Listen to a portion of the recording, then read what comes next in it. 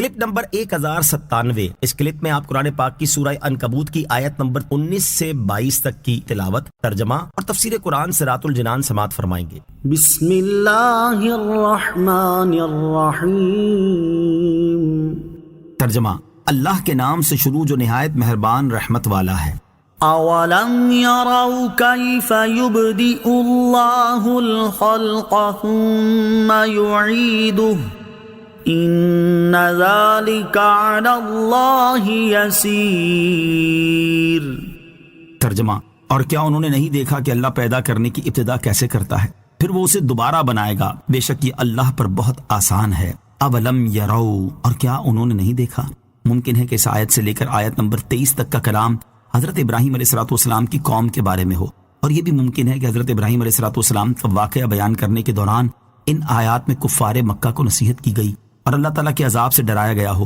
اس آیت کا خلاصہ یہ ہے کہ کیا ان کافروں نے نہیں دیکھا کہ اللہ تعالیٰ پیدا کرنے کی ابتدا کیسے کرتا ہے، کہ پہلے انسان کو نطفہ بناتا ہے، پھر جمے ہوئے خون کی صورت دیتا ہے، پھر گوشت کا ٹکڑا بناتا ہے، اس طرح درجہ بدرجہ اس کی تخلیق کو مکمل کرتا ہے، پھر آخرت میں دوبارہ زندہ کیے جانے کے وقت اللہ تعالیٰ اسے دوبارہ بنائے گا۔ بے شک پہلی بار پیدا کرنا اور مرنے کے بعد پھر دوبارہ بنانا اللہ تعالیٰ پر بہت آسان ہے۔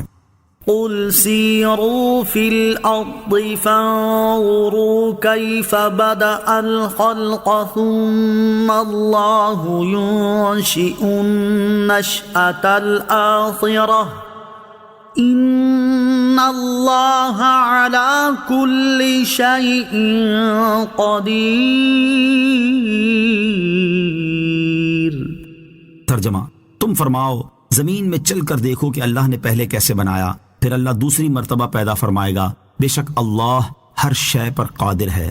قل سیروا فی الارض، تم فرماؤ زمین میں چل کر دیکھو، یعنی اے حبیب علیہ السلام یا اے حضرت ابراہیم علیہ السلام، آپ کافروں سے فرما دیں تم زمین میں چل کر سابقہ قوموں کے شہروں اور آثار کو دیکھو کہ اللہ تعالیٰ مخلوق کو پہلے کیسے بناتا پھر موت دیتا ہے، تاکہ تم مشاہدہ کر کے اللہ تعالیٰ کی فطرت کے عجائبات کی معرفت حاصل کر سکو۔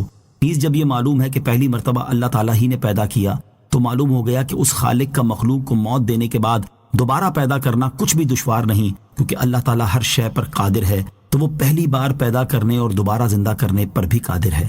اس سے معلوم ہوا کہ اللہ تعالیٰ کی معرفت حاصل کرنے کے لیے اس کی قدرت کے نظاروں جیسے دریاؤں، پہاڑوں اور زمین کے دیگر عجائبات کی سیر کرنا بھی عبادت ہے۔ يعذب من يشاء ويرحم من يشاء وإليه تقلبون وما أنتم بمعجزين في الأرض ولا في السماء وما لكم من دون الله من ولي ولا نصير۔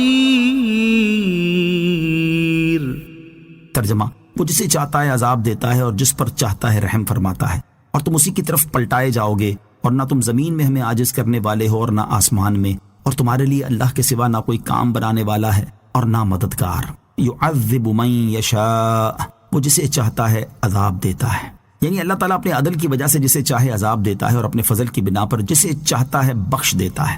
ارے لوگوں، تم قیامت کے دن اسی کی طرف پلٹائے جاؤ گے تو وہ تمہیں تمہارے اعمال کے حساب سے سزا یا جزا جو چاہے دے گا۔ وما انتم بمعجزین فی الارض، اور نہ تم زمین میں ہمیں عاجز کرنے والے ہو۔ اس کا ایک معنی یہ ہے کہ اے کافروں، نہ تم زمین میں اپنے رب عز و جل کو عاجز کرنے والے ہو اور نہ آسمان میں، الغرض اس سے بچنے اور بھاگنے کی کہیں کوئی جگہ نہیں۔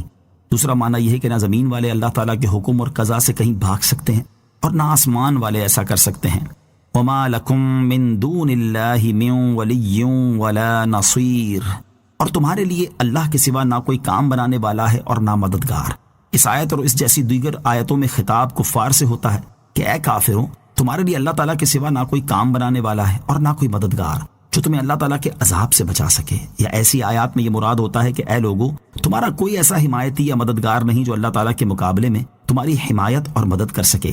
ایمان والوں کے لیے اللہ تعالیٰ کی طرف سے بہت سے مددگار ہیں جو اللہ تعالیٰ کی اجازت اور عطا سے ان کی مدد اور شفاعت فرماتے ہیں۔ صلو علی الحبیب صلی اللہ تعالی علی محمد صلی اللہ تعالی وسلم۔